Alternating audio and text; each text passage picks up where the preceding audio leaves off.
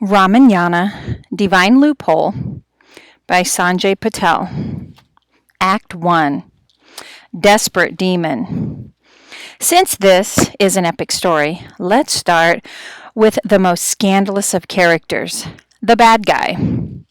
This is no ordinary bad guy we're talking about, a 10-headed demon with bad teeth. Scary as he looks, this demon didn't start out evil. He was actually a brilliant scholar. Though, even then, he still had 10 heads, who meditated for thousands of years just to ask the gods for a wish. First, he fasted for 500 years, living only on the moisture in the air.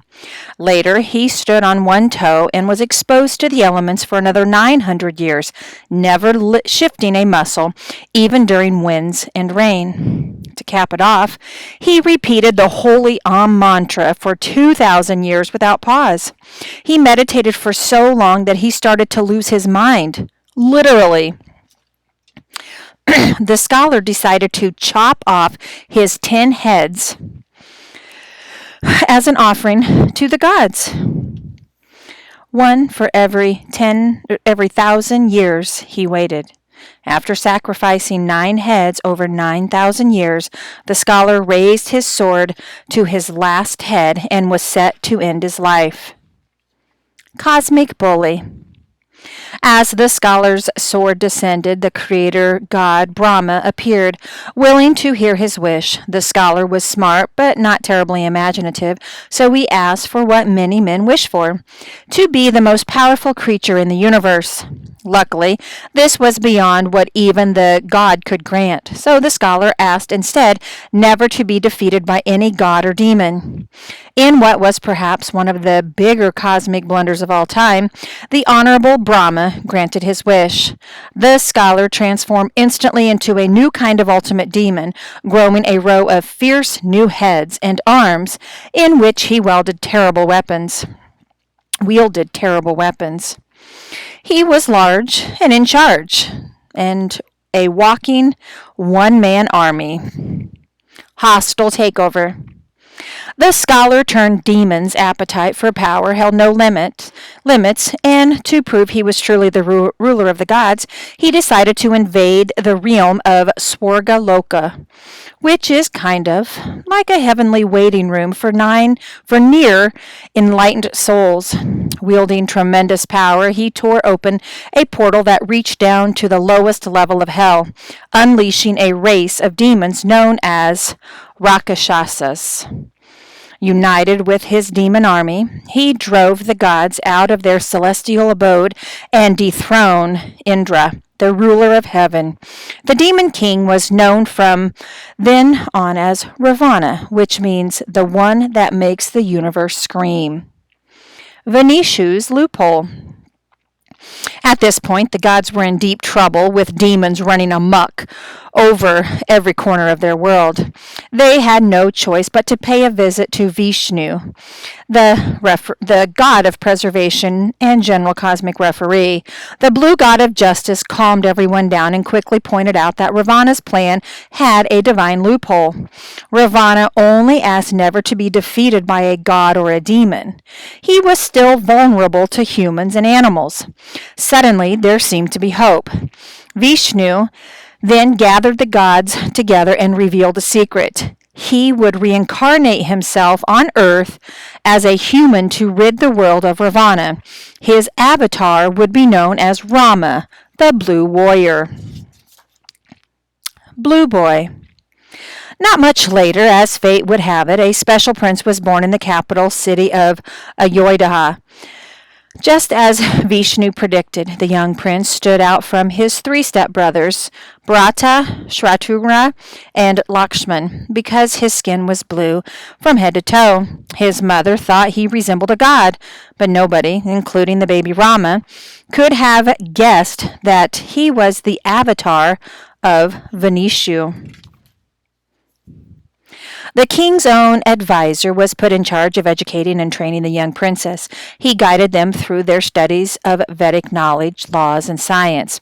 As the princess grew up, they bonded over their different interests. Bharata and Shatrughna shared a love of sport and competition, whereas Rama and Lakshman loved nature and animals. As descendants of the warrior clan, all four princes were masters in the art of war. But among the four princes, Rama proved himself to be a serene and compassionate leader and quickly became the apple of the king's eye. Deeds of Rama. Rama and Lakshman were inseparable. As they grew toward adulthood, they were both recruited by an old sage, a Brahmarishi named Vishvamitra, who could see into the past and future and predict a special mission for the duo. The Rishi, a high level of Brahmarishi or sage, wasted no time in began training his young recruits on how to harness the Dev Astras, weapons of the gods. He also taught them divine mantras and asanas that gave the young warrior profound strength and mental focus. One day, during their training, they visited Vishvamitra's ashram, only to find that it was plagued by a demon named Tataka. The rishi explained that due to his vow of non-violence, he could not take up arms against the demon. Instinctively, Rama drew back his bow, and the disrespectful demon was soon vanquished. As Vishvamitra performed last rites for the slain demon, he explained that Rama's action that day would have ramifications in the future and cautioned him to always be mindful of his duty. Break a bow, tie the knot. Before returning his two pupils to their kingdoms, the rishi had another vision, which led him to travel with the princess to the neighboring kingdom where an auspicious test was being conducted. The challenge was to lift the bow of Shiva, a feat that only a god could accomplish. After hundreds of noble warriors tried and failed, Vishvamitra politely asked Rama to try. In a single motion, the blue prince placed his hand on the bow and lifted it high over his head. He quickly strung the bow, but as he pulled back, it snapped and broke into pieces. Luckily, the accident was considered a miracle and was cause for a great celebration, as whoever was able to lift the bow would also win the hand of Princess Sita, who was actually an avatar of the goddess Lakshmi. Rama and Sita. Sita's father immediately dispatched his fastest messengers to Rama's kingdom to report the good news and to invite his royal court to a wedding. Upon hearing the announcement, Rama's father and his three queens made their way to the neighboring kingdom, accompanied by a grand procession. All of the guests watched as the enchanting princess placed a garland of flowers around Rama's neck, and together they circled a ceremonial fire 7 times. Thus they were married, and both kingdoms rejoiced. Rama's father was so pleased that he announced his retirement and proudly declared Rama and Sita the new king and queen. The royal couple lived happily ever after. Well, not quite. Exile. Kaikeyi, one of Rama's stepmothers, decided that her own son, Bharata, should be the next king and hatched a plot to do away with the Blue Prince. The jealous queen wasn't violent, but she was manipulative and reminded the king of the 2 wishes he had granted her for saving his life in battle. The crafty queen immediately spoke her wishes and demanded that Bharata be made the new king and that Rama be exiled to the jungle for 14 years.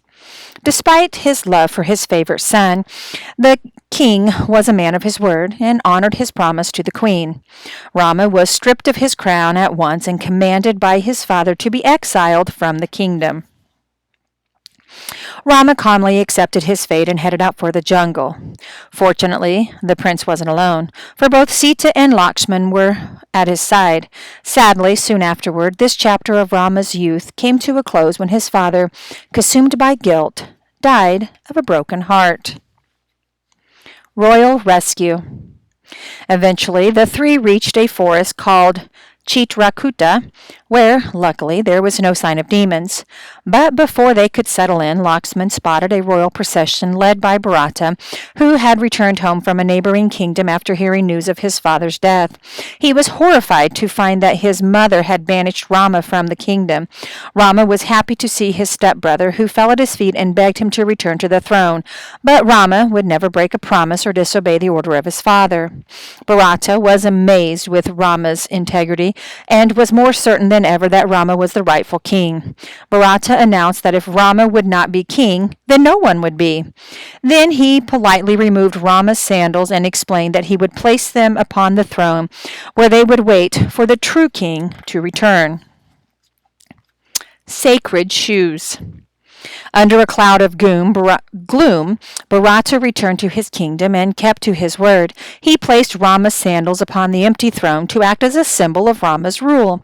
Bharata and Shatrughna then left their court and began their own exile, determined to wait out the 14 years until Rama could return. Swindled out of his kingdom by a jealous queen and stripped of his sandals by her guilt-ridden son, Rama prepared himself for the rough road ahead.